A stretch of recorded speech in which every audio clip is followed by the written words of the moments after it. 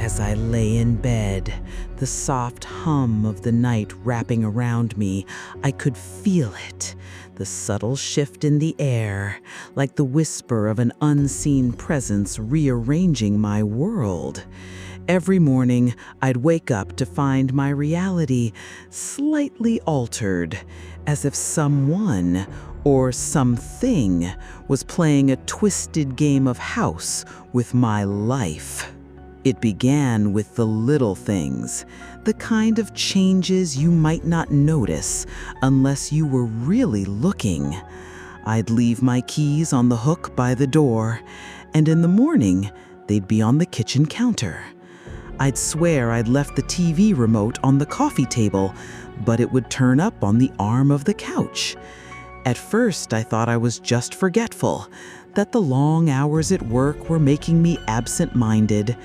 But then, the changes became more noticeable, more impossible to ignore. One evening, I came home to find my living room rearranged. Not just a chair out of place, but a complete redesign.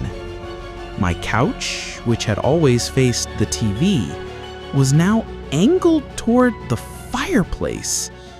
My bookshelves, once organized by genre, were now a jumbled mess. My heart raced as I stood in the doorway, trying to make sense of what I was seeing. I called out, half expecting an answer, but the apartment was silent. I was alone, or at least I thought I was. I started keeping a journal, documenting every change, every missing item, every unexplained shift. I'd take photos before bed, leaving my apartment as a sort of time capsule, only to wake up to find everything altered. My journal became a record of my descent into madness, each entry a desperate attempt to hold on to my sanity. But the more I documented, the more I realized that this wasn't just forgetfulness or coincidence. Something was in my apartment, something that was living my life when I wasn't looking. Then the disappearances started.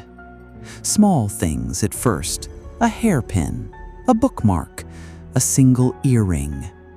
I'd tear my apartment apart looking for them, only to find them days later in places I never would have thought to look.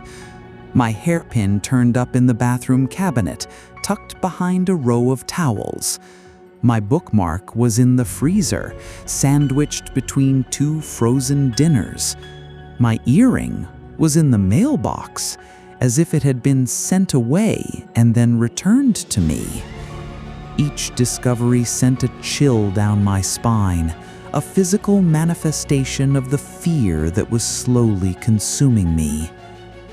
I tried to rationalize it, to tell myself that there was a logical explanation for everything.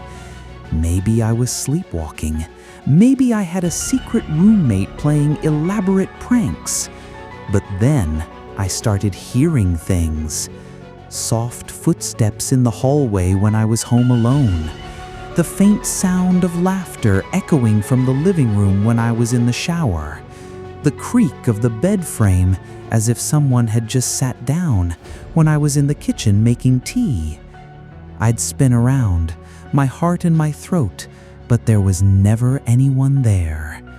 Just the lingering sense of a presence, the faintest whisper of a shadow fading into the corners of my apartment.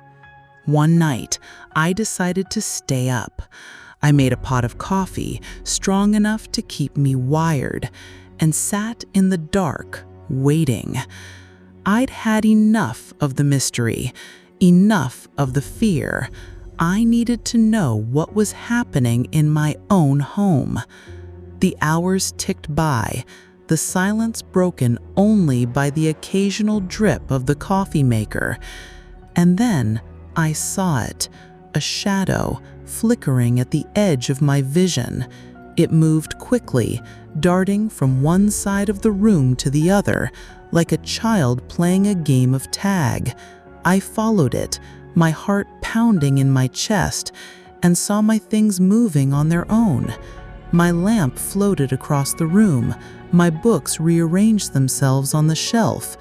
I wanted to scream, to run, but I was frozen in place, watching my reality twist and turn without me. The next morning, I called a friend, someone who'd always been level-headed.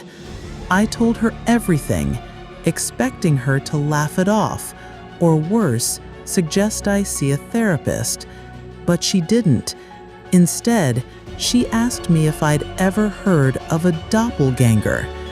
I hadn't, not really. She explained that it was a supernatural double, a shadow self that mimics your actions and your life. Some cultures believe they're harmless, but others think they're omens of death. I didn't know what to believe, but I knew I couldn't stay in that apartment anymore. I moved out the next day, leaving behind most of my things. I couldn't bear to take them with me, not knowing if they were still mine or if they'd been tainted by whatever had been in my apartment. I found a new place, a bright, sunny spot with windows that let in the light all day long. I haven't seen any signs of my doppelganger since, but sometimes when I'm alone and the light hits just right, I swear I see a shadow flicker out of the corner of my eye. And I wonder, is it still out there, living my life when I'm not looking? But the story doesn't end there, because last night I found my journal on the kitchen counter, the one I'd left behind in my old apartment, the one I'd sworn I'd never see again. It was open to a blank page, and on that page, in my own handwriting, were the words, "I'm back," and beneath it, a single, chilling sentence, "I've missed you." If it gave you chills, hit that like button, subscribe so you don't get lost between worlds, and write in the comments, are you sure you woke up in your own world?